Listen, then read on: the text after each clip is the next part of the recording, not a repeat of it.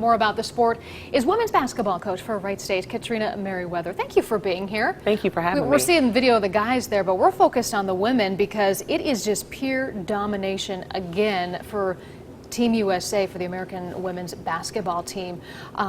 They have a record of dominating at the games, and that record is continuing in Rio. So talk to us a little bit about that dominance. It's amazing. I think it has so much to do with the WNBA in the last 20 years of its existence and how much the game has evolved and grown, how much attention that it gets now, obviously with social media, but I think that people have really taken a large interest from the time that I was in high school, which just so happened to be a graduate in '97, the same year that the WNBA started, and how much it has just expanded in the last 20 years. Awesome. You just hit on that. It is the 20th season of the WNBA. So much has happened, but you as a former player, as a coach, what would you still like to see happen professionally for women in this sport? Where does it still need to go?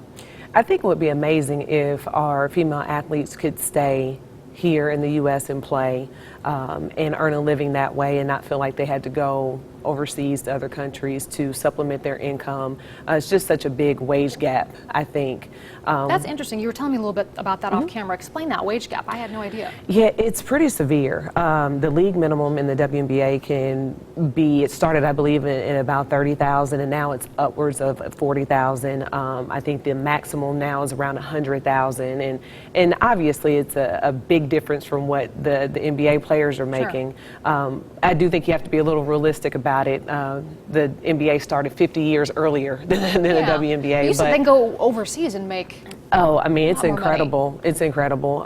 There's some players that are making upwards of $600,000 in a 4 or 5 month period where they make $100,000 in the WNBA. So I would like to see them feel like that they can stay here and play and not feel like they have to go play in another country in order to supplement.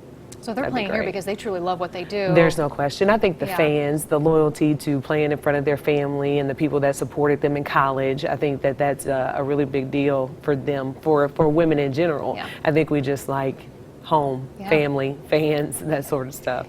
So speaking of home, you have been calling Wright State University home for a few years now as an assistant coach, but you are now the head coach for the Raiders heading into your first season. How's the team looking?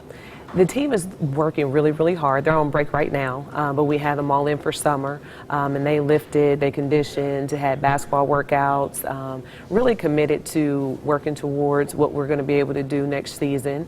The numbers are a little short, we're a little banged up, but I do think we have a lot of heart, and I'm excited to coach this group for sure. All right, well, we're excited to see you guys get underway there. We should mention too that Team USA, their next game, the women's game, Tuesday at 5:45. So I bet they'll win. Let's put our money on them. I agree. I don't think you're going to get anybody to bet against you for that. Fun to see them. Coach Merriweather, thank you so much for being here. Thank you for having me. Appreciate it. Mark.